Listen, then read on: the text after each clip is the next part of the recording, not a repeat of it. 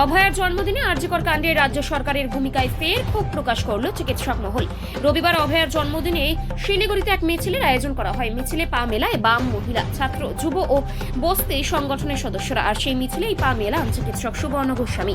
মিছিলটি শিলিগুড়ি অনিল বিশ্বাস ভবনের সামনে থেকে শুরু হয়ে শহরের রাজপথ পরিক্রমা করে গান্ধী মূর্তির পাদদেশে গিয়ে শেষ হয়। অভয়া বিচারের পাশাপাশি জাল স্যালাইন কাণ্ড, বিকল্প ঔষধ ব্যবস্থা না করা, স্বাস্থ্য দপ্তরের কর্মীদের অভাব সহ একাধিক দাবি তুলে ধরা হয়। এদিন সাংবাদিকদের মুখোমুখি হয়ে চিকিৎসক সুবর্ণ গোস্বামী কি বললেন শুনে নেব।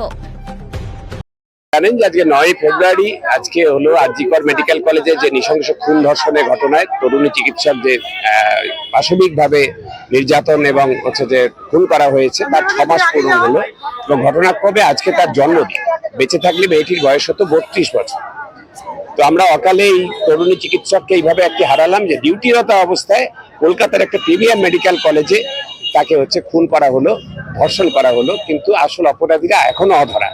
একজনকে শাস্তি দেওয়া হয়েছে, ধরেছে, শাস্তি দিয়েছে ঠিকই, কিন্তু সবাই জানে, মানুষ মনে করছে, সবাই এটা দিনের আলোর মতো পরিষ্কার যে এখানে একজনের কাজ নয়, এখানে হচ্ছে একাধিক দোষী তারা জড়িত। তাদেরকে ধরা যতক্ষণ না চিহ্নিত করে যতক্ষণ না শাস্তির আওতায় আনা হয়েছে ততক্ষণ অব্দি আমাদের এই বিচারের দাবিতে লড়াই এটা চলবে। সারা বাংলায় চলছে, রাজ্যের বাইরে, সারা দেশে এবং হচ্ছে দেশের গণ্ডি ছাড়িয়ে সারা পৃথিবীতে এই আন্দোলনের ঢেউ পৌঁছে গেছে এবং যতক্ষণ না সুবিচার ছিনিয়ে আনা গেছে ততক্ষণ অব্দি আমাদের এই রাস্তার লড়াই চলবে। আর আইনের প্রাঙ্গণে high court, supreme court, lower court সব জায়গাতে আইনি লড়াইও আমাদের চলবে।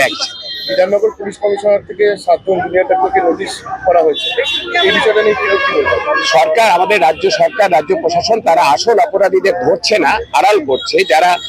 যাদের এগেনস্টে মলেস্টেশনের অভিযোগ আছে, তোলাবাজির অভিযোগ আছে, তাদেরকে ধরছে না, অথচ যারা আন্দোলন করছে, যারা প্রশ্ন তুলেছে, যারা দুর্নীতির বিরুদ্ধে কথা তুলছে তাদেরকে নানানভাবে হয়রান করার চেষ্টা করছে। তারা কখনো সিনিয়র ডাক্তারদের ডেকে পাঠাচ্ছে, কখনো তারা লালবাজারে সমন করছে, কখনো সল্টলেক ইলেকট্রনিক কমপ্লেক্স থানায় হচ্ছে ডেকে পাঠাচ্ছে, কখনো উই ওয়ান্ট জাস্টিস বলার জন্য কাউকে গ্রেপ্তার করে নিয়ে যাচ্ছে, কখনো হচ্ছে যে বাজে ভুয়ো অভিযোগ, মিথ্যে অভিযোগে তাদেরকে হচ্ছে থানায় ডেকে হয়রান করার চেষ্টা করছে।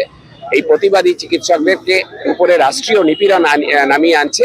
কিন্তু যত এগুলো করছে সরকার, তত হচ্ছে যে প্রতিবাদী মানুষের চোয়াল শক্ত হচ্ছে, তত প্রতিবাদের তেজ বাড়ছে।